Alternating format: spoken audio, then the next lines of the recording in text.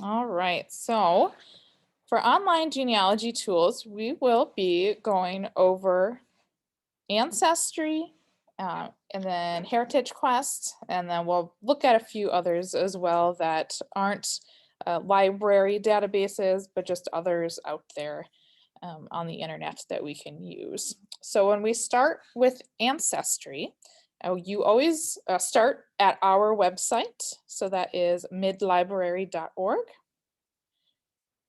And I'll go to this in a second here, but you'll click on the resource tab at the top and then online databases.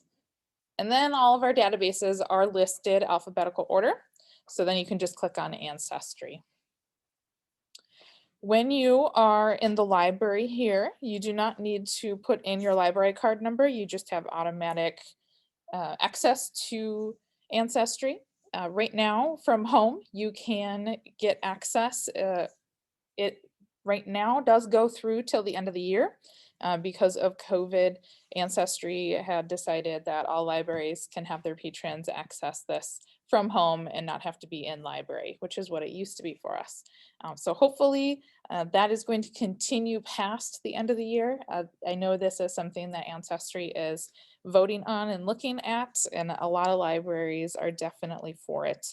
So the more access for you, the better. So you would just have to put in your library card number when you're at home. You shouldn't have to put in a PIN number, so just the number underneath the barcode on your card. This is the home page that opens up once you are logged in.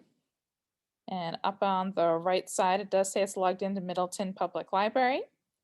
And you have a big green search button in the middle of the screen. So that is the main thing to get out of this screen. And then you also have up at the top, you have a tab for home. So you can always get back to the main home screen and search. So you would click on begin searching to start your search. Other areas, we'll go back. So we did the home and then the search. So that's the search button. The other tab is message board. So that's the next thing we're looking at. This can be used to help find other people who are making family trees or people who are trying to find other family members. So this is something that you can write out there and have it publicly posted saying you're looking for somebody who's related to so-and-so, here's their birth and death information, something like that. Or you just, like I said, looking for family trees. So those are trees that other ancestry members have created already. And you might be able to find more documents or information that way. The next tab up at the top on that homepage is Learning Center. So this is where you can go to get different research aids. So there is like a getting started topic. One that's on here that's really helpful is the Ancestry and top 10 search tips. I'll go ahead and put that in the chat as well in a little bit, just so you have access to that one, because that is a really great tool for starting your search out. And there also is tips on, whether or not you're going to be looking at census records, or if you're going to be going beyond that and looking at religious records from churches, military records, or cemetery records. So the Learning Center is a really great place. There is also charts and forms. So this is where you can freely print out forms to help you in your genealogy search. So there is the ancestral charts, which goes back just a few generations. And then you can also have research calendars. So if you're contacting different newspapers or libraries in the country, or family members, you can keep track of when you talked to them and when they got back to you. Same thing with the correspondence record. And then the research extract is when you zero in on one specific section of your family. So you could have multiple of those family group records. And that's a good place to get those. You can also get any of these forms off the internet. There are a lot of companies that like to create them and sell them. You can get a lot of free ones elsewhere as well, so you don't have to necessarily pay for them.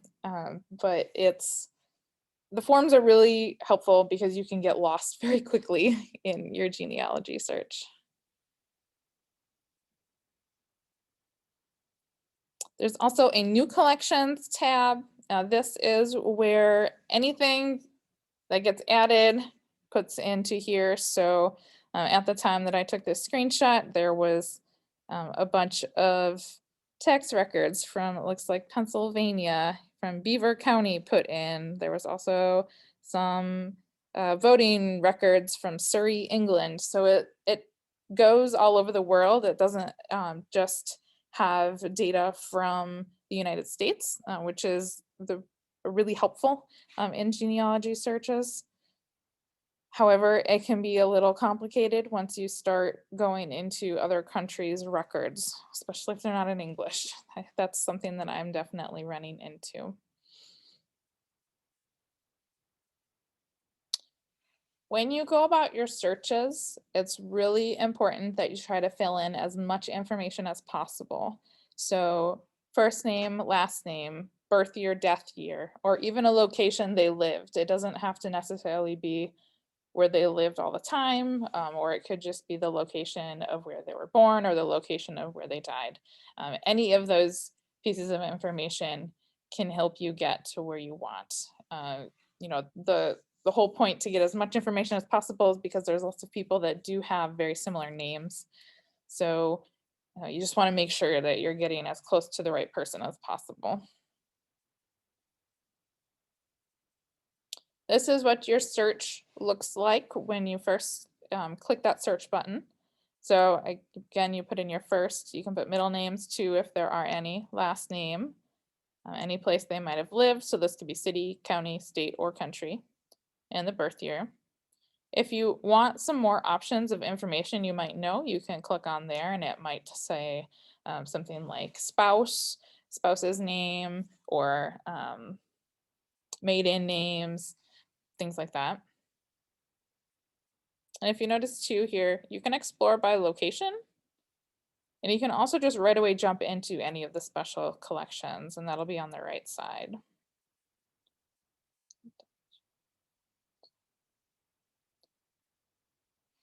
When you do get your search results, the results at the top of the page are always going to be the most relevant that Ancestry thinks is to the information that you put in to the database.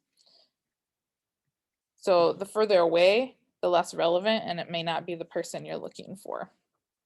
And each result will tell you where the person's name, any locations, and years.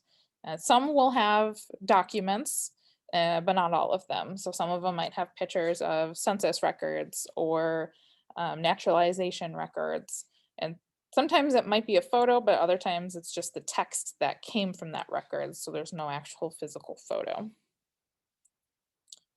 And there are limiters. So here's an example here. On the left side, you do have limiters of, you know, I only want to look at census records, or I only want to see pictures.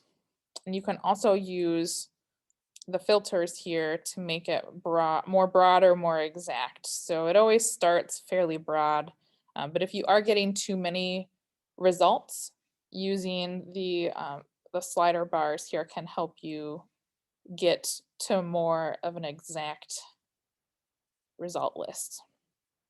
So here, this is my grandfather that I put in, and these ones might be it, but I know this one is because it has the correct death date. The other ones didn't. And this one said about 1937, but it was 1936. So that one I know is the actual record. And when you're looking at records, here's an example of what they're going to look like. So here is my grandfather's Social Security death index record. And then this is a city phone book record. looks like from 1959. So it does, say where they're currently living at that time. And then you also always have suggested records on the right side of each of those. If you notice, there are some more birth index records, there's some church records, obituary collection records, and then there's some census ones too. And you can click to those, but sometimes I do get a little lost when I click into those. So it's good to remember how many times you did that. So when you hit your back button on your browser, that you can get back to the original search result list. I've definitely done that a few times where I had to restart my search. I wasn't paying attention to how many times I was clicking. When you want to save a document that you might find, you can click on the view button to see it.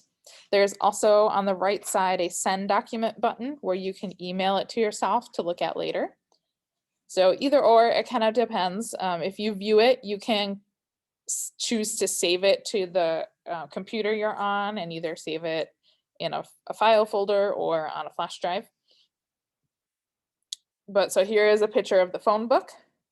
So I clicked on the photo, and when I clicked on the photo, like I said, to the right, it had a button. So there's send document. If you do notice underneath the send document button, there is view printer friendly. So that's going to be the printer friendly one that you could just right away print. So if you're in the library and you just wanted to print them, that's the button that you would push. If you just want to save a collection of them on your email or something, the send document button does work really nice. And then you just put in your email address. So the other places that you can go, one is Heritage Quest, and this is owned by Ancestry. So it is going to look very similar, as you can see, this homepage. And here you have direct links to census records. You can also search family history collections, wills and probates, and then also Heritage Quest has a lot of military records.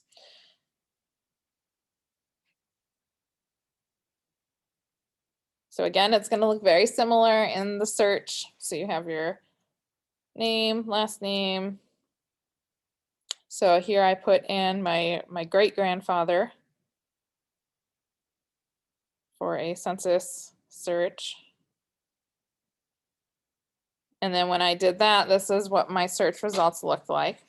And if you notice, the first one, the last name is not spelled correctly. So one thing to keep in mind when you are doing genealogy searches, especially census records, is that the census takers aren't always going to have the correct spellings, especially around the time that my great-grandfather came over. I think he immigrated in 1908. So at that time, people who were coming over from Poland may not have been literate to a high school level.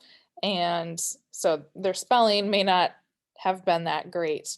So they may not have been able to spell out loud to the census takers, or they didn't even try at all. And they just, with their accent, said their name, and the census taker just kind of guessed. So things like that can happen. So you do want to pay attention when you are going through all the records as you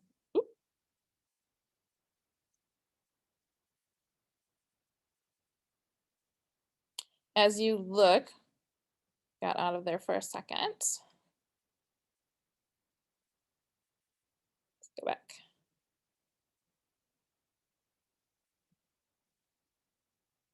Sorry about that. I always hit a button at some point. So as you look through, you do notice that some of the results underneath that first one do say, like a residence. So that was in Mower County in Minnesota. And I know That's probably closer to what I'm looking for because my grandparents lived in Mower County. They lived in Austin, Minnesota. So that's probably the right census record. And as you go down, you can also just get more information that way. But again, you have the same kind of search filters as Ancestry. So it's always helpful. And then there's also Family Search, which is a great option if you wanted to separate yourself from Ancestry. This is a free website that's run by the LDS community. The information that is in Family Search isn't only for the Mormon Church. They collect data from everywhere, same as Ancestry, and put it into their system.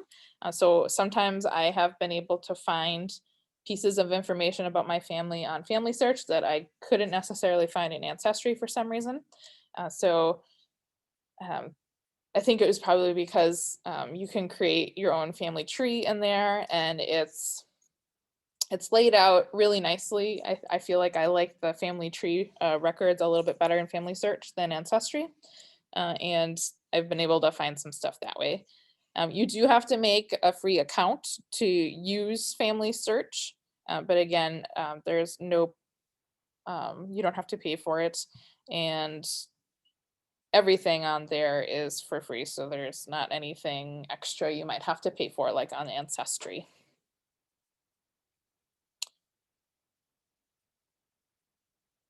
Other resources, and this is in at the end of the handout, so you would have access to this. It would be National Archives on their website. Sometimes you can get into more data than you would on Ancestry, but Ancestry does pull from the National Archives as well. But again, it just might be a piece of information that just didn't get in there.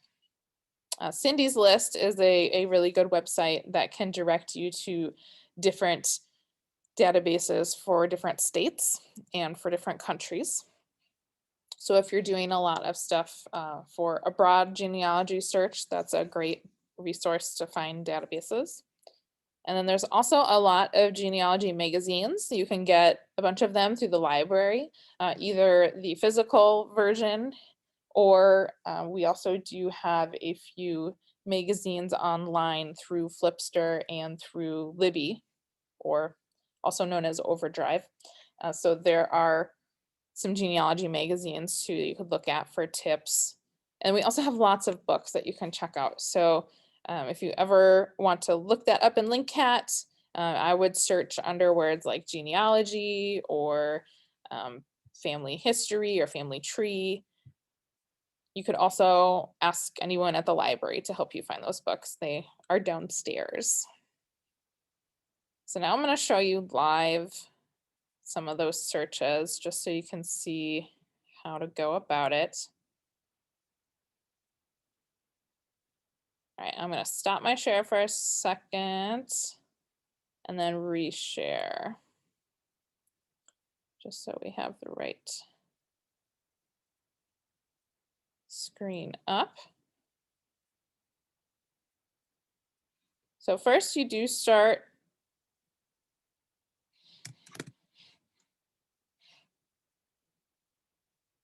at our website. And the top tab, resources, and then you go to online databases. And then the top one is Ancestry Library. So again, we do have a temporary at-home access. Hopefully this is going to continue, but we would let you know on that page whether or not that stops. But it is supposed to go through, again, the end of this year. So here is our homepage for Ancestry. We can hit our begin searching button, or we can hit the tab up at the top for search and kind of go into certain kinds of searches. So let's go ahead and do a search. And I'm going to do, let's see, only because I know it can get me a lot of fun information to look at. I'm going to do my great grandfather. So his name is John Slowinski. Then he was born in 1891. And this is information that I was able to get from doing the search. When I did first start searching, I started with my grandfather. So when I went backwards like that, then I was able to get to the birth year and death years of my great grandfather. So I have it on a sheet here. But if someone did tell me this, I would just put that in there, and then where they might have lived, I'll say Poland, then hit search.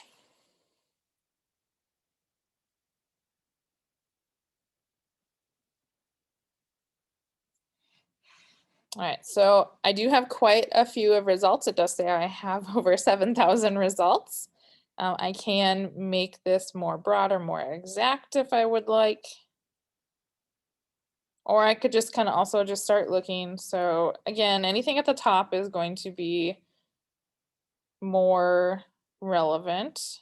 As you hover over the headings for each of these records, it does give you a preview, which is also really nice because it might give you a little bit more extra information than what's on the right side there. So that doesn't give me a whole lot of information. If I click on it, oh, if I click on it, it just went backwards. So let's try. Okay, so this is a naturalization record.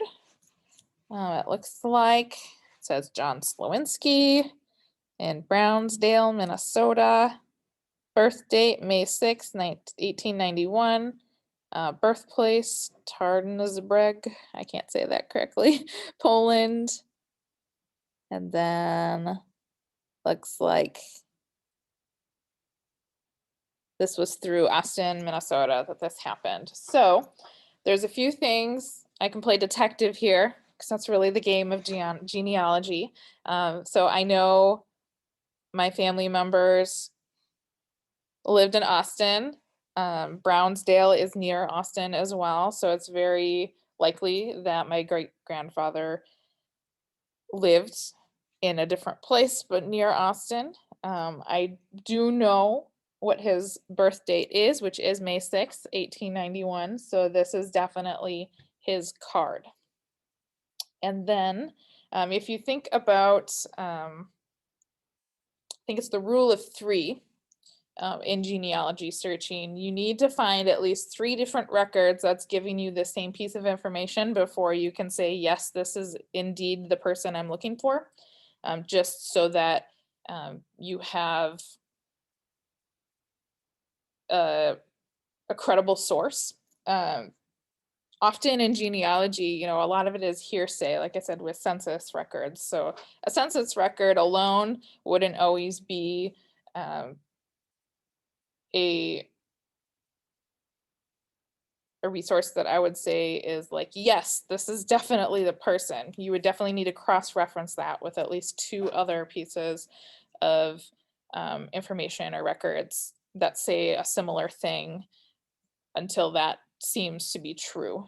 So there are multiple records that I have that has that city in Poland listed as the place of birth for my great grandfather. So I would say yes, it indeed is. And a naturalization record is definitely more credible than a census record. So it kind of trumps that and takes the place as the most credible record that I found.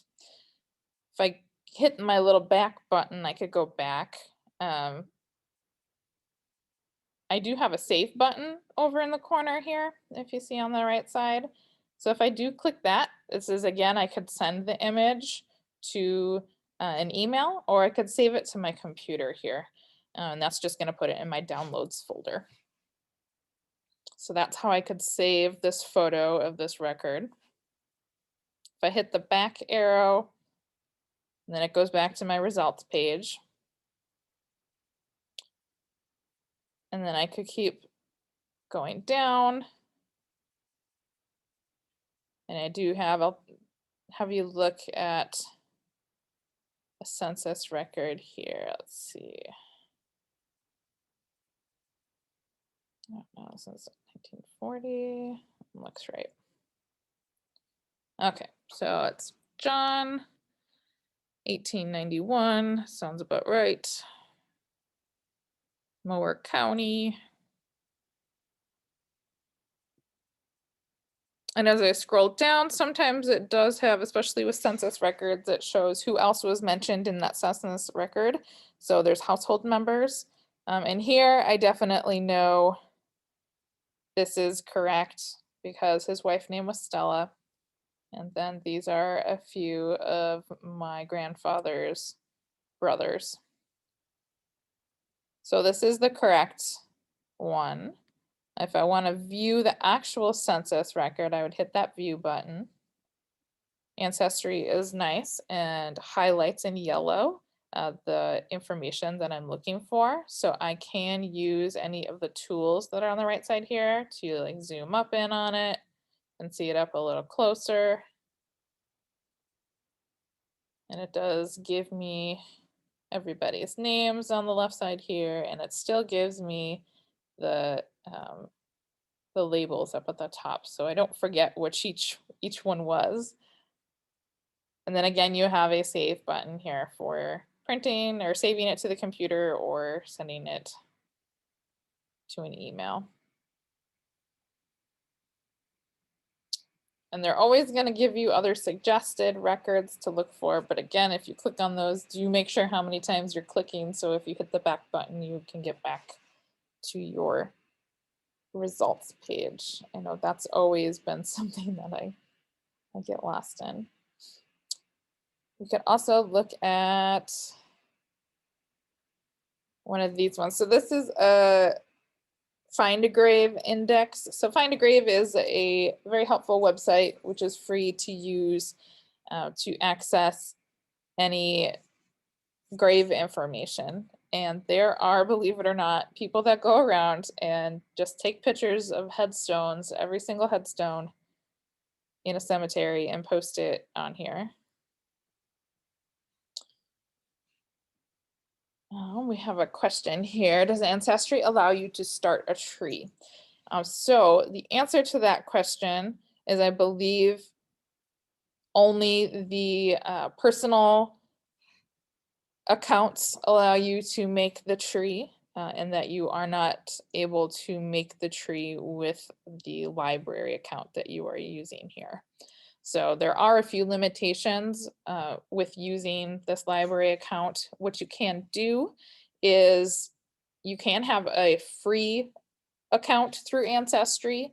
I do believe that making or starting your tree, and I'm not sure because I haven't tried.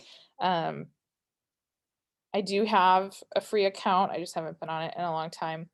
So I'm usually using the library one. I think you can start it, but I think it's still limited. And if you want all of the extra doodads that Ancestry has, then you would have to pay for one of the subscriptions. But you can make an account and look at some stuff for free. It's just very limited. I don't know, correct me if I'm wrong, anybody out there who has made one of the free accounts through Ancestry before. I think you might be able, like I said, start one, but I don't know the specifics. But yes, through this this version, you do not. Okay. So when you're looking at a Find a Grave record, it does give you a lot of information if it is stuff that's found through Ancestry or through obituaries, especially. So here we do have a picture of the grave. So like I said, people will go around, and just because they might care about genealogy or something, they're just taking pictures of the gravestones and then posting them on Find a Grave. and they might like write down the information and input it in. So if you click on this visit website, it is then going to open it up for you. And this is what Find a Grave looks like. It just opens a tab. So I do have Ancestry still open on one side, and then it just opened up Find a Grave. And here, it does tell me which cemetery this is in, what ID number this was given in Find a Grave, and then any of the information that might be on the headstone. So it does have like the birth date and death date. And then because there are other people listed in here in our family on Find a Grave, it's also linking family members together. So this is a good way to sometimes find more people that you didn't know existed, because they might be hard to find on Ancestry themselves. So that I've also had happen before. But here's his wife Stella with her maiden name. And then I could click on that and look at her information. But here are some of their children.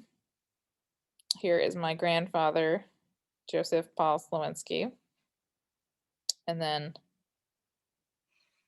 a few of his siblings. This isn't all of his siblings. I know there are a few that are missing from that.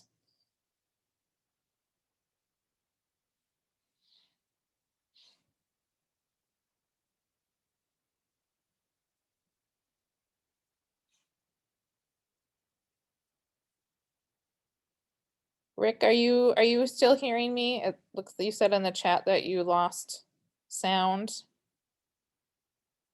Let me know if you can hear me or not. Want to make sure that everyone is able to hear. I didn't press anything. Okay, Kathy, thank you. So I'm not sure if you're still not hearing me, Rick. I'm not sure what it is that happened. I do have, it's not muted, and I definitely didn't turn anything down. Okay, thanks guys.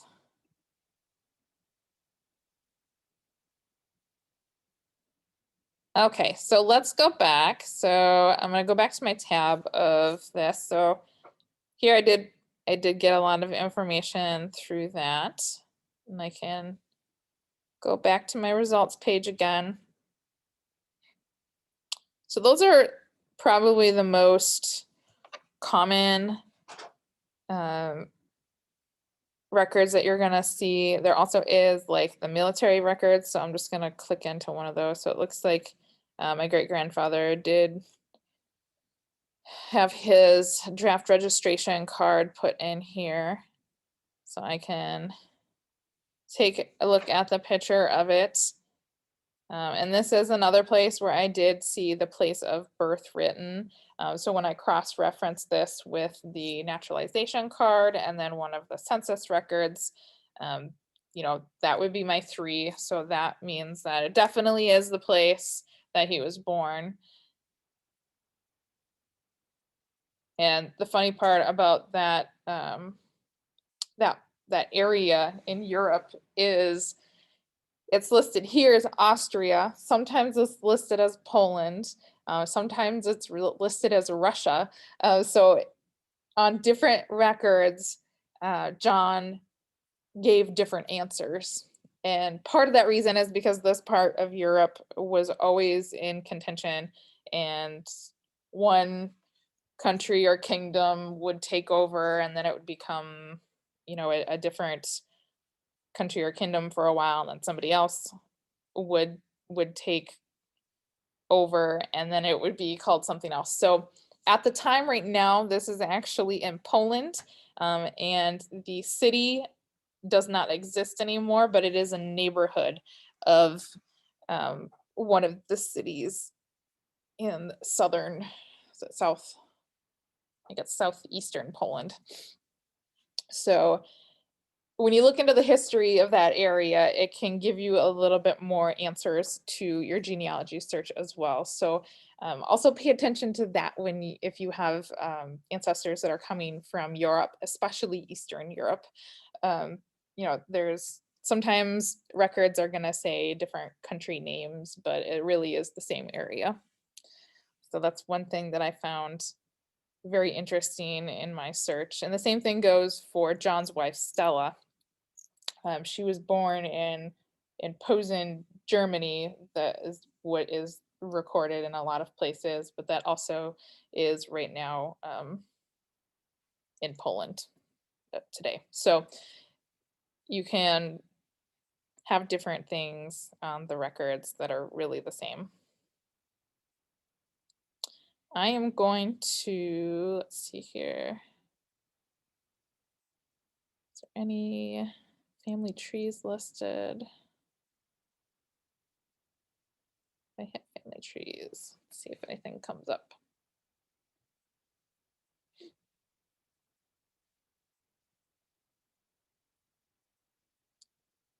There's a few. So these are some that things are listed under for John. And this one here might have a decent amount, but it does say that the author of this tree keeps this private. Oh, so there is a Ask Them Nicely button that will allow you to message the person because they must be a paid member. The one on the top here, though, I'm just going to click on it just to see because it's one that I can access. Just to see. So I'm not seeing any information that looks like what I'm looking for, so I don't think this is the right person. But this is an example of what the family tree would look like.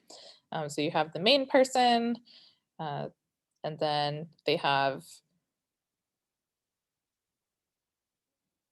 just the different times throughout history with each piece of information, and then they have the records linked to it. So you can take a look at some of the records. Then there's also a gallery. So if anyone ever has any other photos other than the documents, if you have like family photos, that goes in the gallery as well. Keep hitting my back button here. Feel like, well, let's do a different search here. Kind of get off of John. Let's quickly do, let's do Stella, his wife. I'm just gonna go home and start a new search. And then we'll take a look at a few other ones here too quick. So for Stella, her married name is Slowinski and her maiden name is Merrick. So I could either put either one, but if I put in Slowinski, I am still gonna get something, but there is a wall that I ran into that I recently kind of got past, and it had to do with her name. And when she came over, she actually changed her name. So see here, it looks like she was born in 1890. And here I can just put Posen, Germany.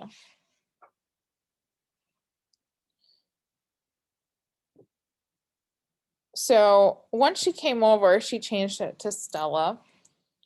Before in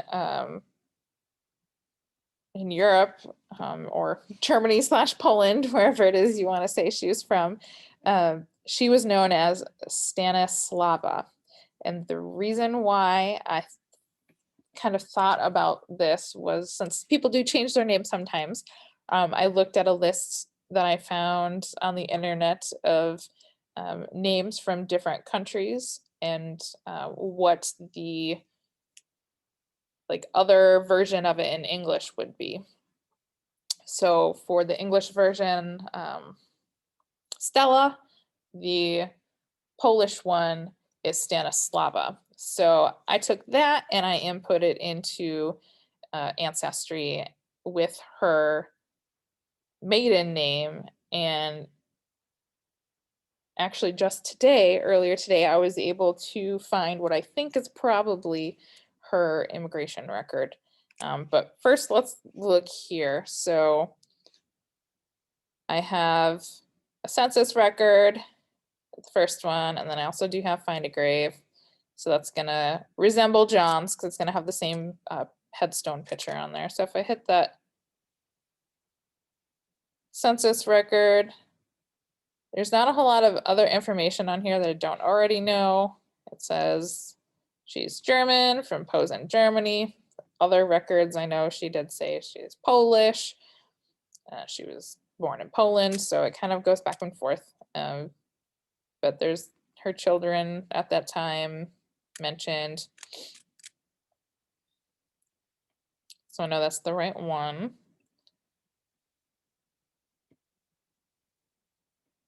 And I can go far, but once I get to about here, it starts being a different person because they're talking about like Michigan and Wisconsin, and I'm not really certain if that would be the same person because I don't know what year they got married yet. So that I'm still working on. So whether or not the person further below would be her is a different story. But if I go back and change the names, so like I said, I could do Stanislava, and then her maiden name, Merrick, and do that. Then this is what I found earlier today. So I think this is the right person because on one of the census records, Stella did say that her answer was that she came over in 1908. So I at least have the year correct on these different lists. So I do have some passenger lists from, looks like this one is a Hamburg one. This one I'm not sure is the right person because some of the information is a little different, but then this one also could be the right one. So I have two different records that could possibly be her. So I think my next thing is going to be trying to look through some of this information. So when I click on here, this is in German, but it does give me in English some of the information. So this sounds about right to me because it has 1890, departure date was 1908. So that could be her. I can take a look, and this is the passenger list. So I have this wonderful photo that I can save. That could be hers. Or I have the other one. So the other one,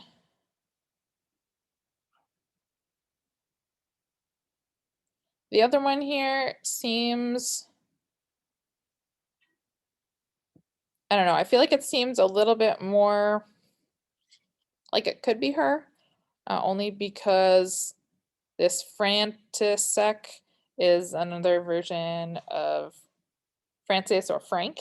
And Frank is a family name that we had in the Slowinski family over time, and they reused a lot of family names. So because I see this as her possible father's name, this could be the right person. And again, it has the 1908 and it has the 1890 in Germany.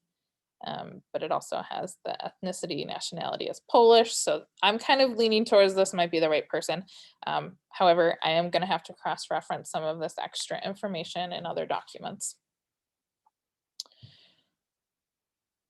So let's quick look at the Learning Center here before we end. So here I said is the place where you can get the charts, the Ancestry and tips. I'm going to put in the chat here before we end let's see here.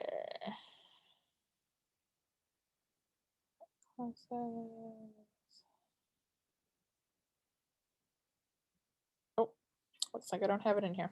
Okay, so I'm not going to put that in the chat right now, but you can go to the Ancestry ANS and you get it right here. So you can download this PDF.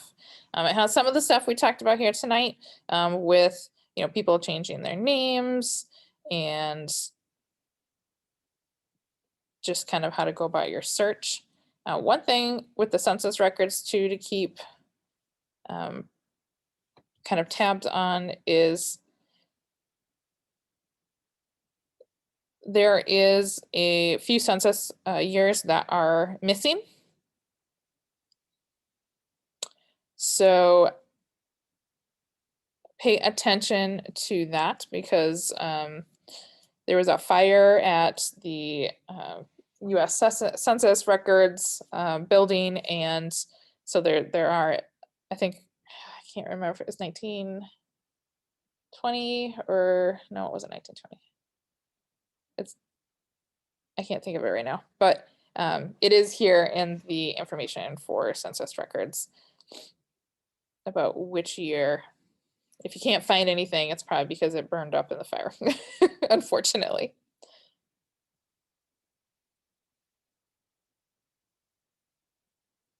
All right, and then we'll just quickly take a look. So Heritage Quest, like I said, is very, very similar. So I'm not gonna go into looking at that. So let's reshare quick.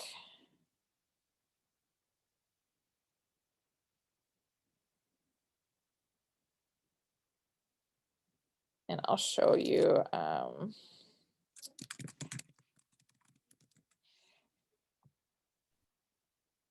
family search here. So with family search, like I said, you do need to make a free account. There are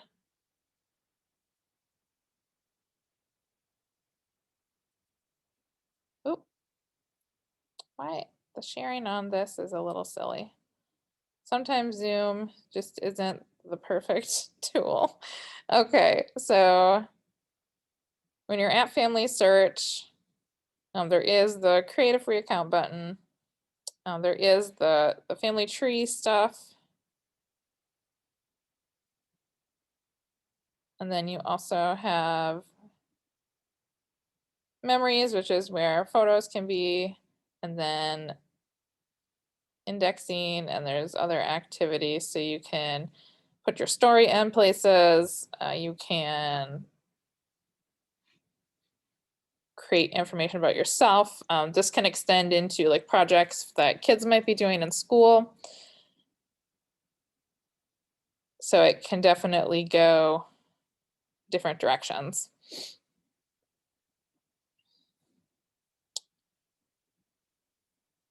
So this is an example of how the family tree stuff can look.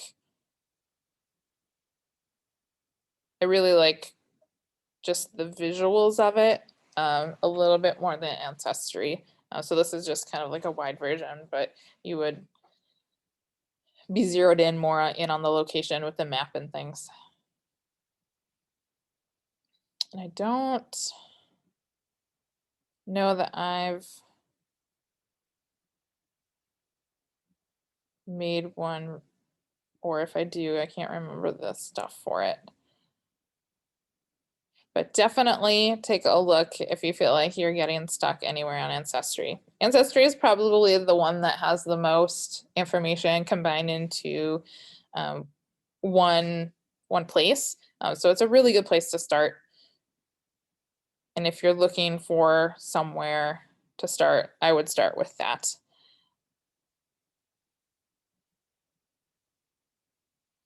The other thing that I quickly wanted to show you, I don't have.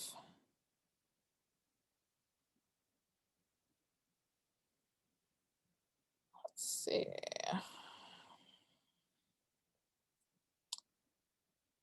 I don't have the family tree. I can't remember which one it was on that I found, but I did find a bunch of pictures, and I just always love looking at those pictures.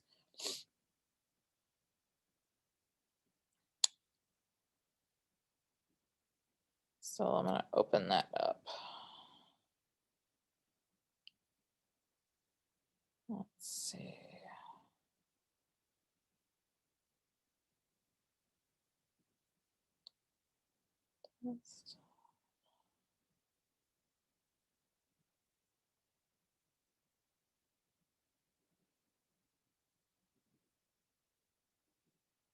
Okay.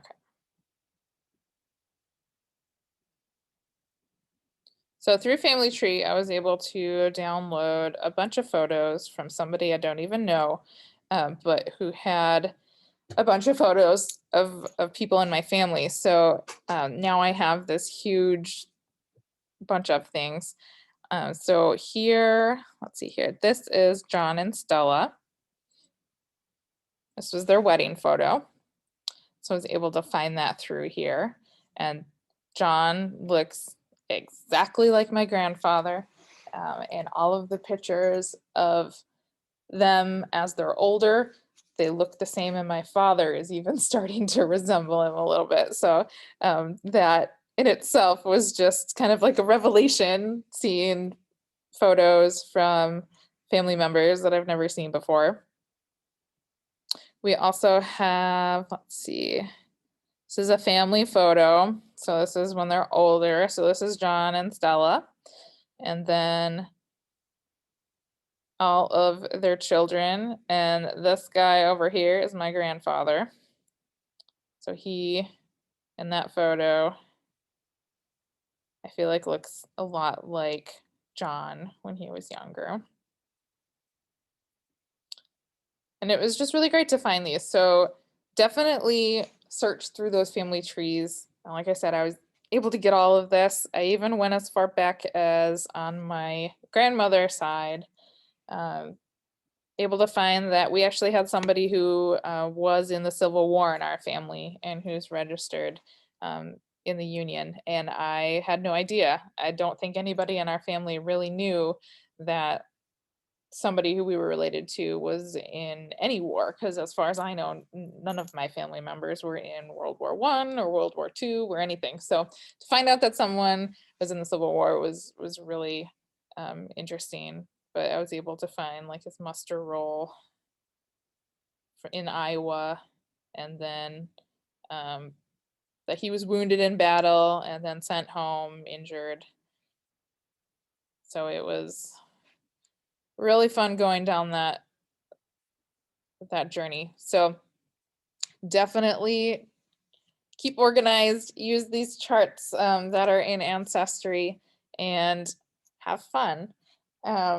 If you have any other questions, you can always contact me. I do think on that handout I have my contact information. You can email me at amandab@midlibrary.org.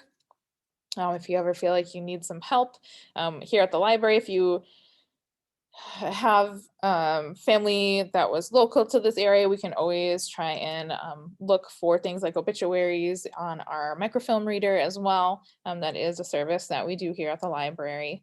And that is a service that most libraries do. So if you have other areas of the country that you're looking for information on family members, you can usually contact the local library in that area and they can try and do obituary searches for you as well. So that is another way that I found some good information. We have one last question here before we go. Is there ever a concern about someone else abusing the information you enter into these search engines? So any information that you input for your searches isn't going to be looked at by anyone else. I don't know if the data that Ancestry has is ever really abused. I mean, they have laws on this, so the stuff that goes into Ancestry, it has to be so many years after the person dies that any of the information actually goes in. So I'm going to say that it probably isn't a factor. I guess I've never looked into it, but just because those people are already registered with their death certificate that they're dead, that that's not going to be an issue with anyone like stealing identity information. Um, I do know that there is some questions if you ever do the DNA testing through Ancestry on what that means for Ancestry having your DNA information. And currently, there are not any laws out there about that type of information.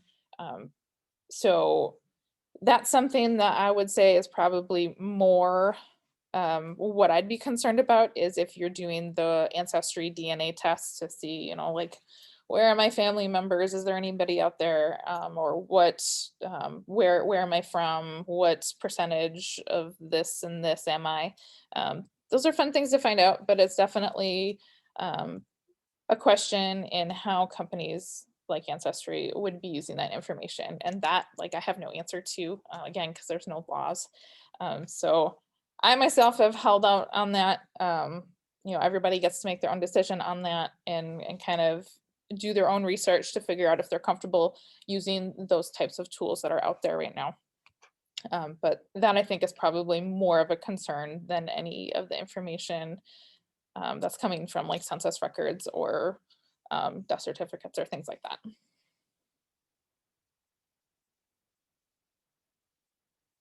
And Kathleen did point out that 1950 and later are unable for use for census records. And I do believe you're correct on that. I think if you go other routes, you might be able to find some of that information, but publicly available, you're correct. That's not going to be on there.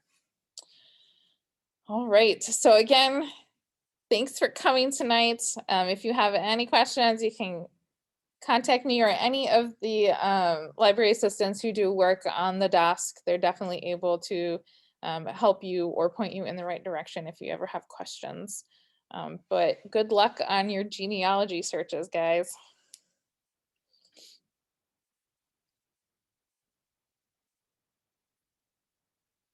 Have a good night.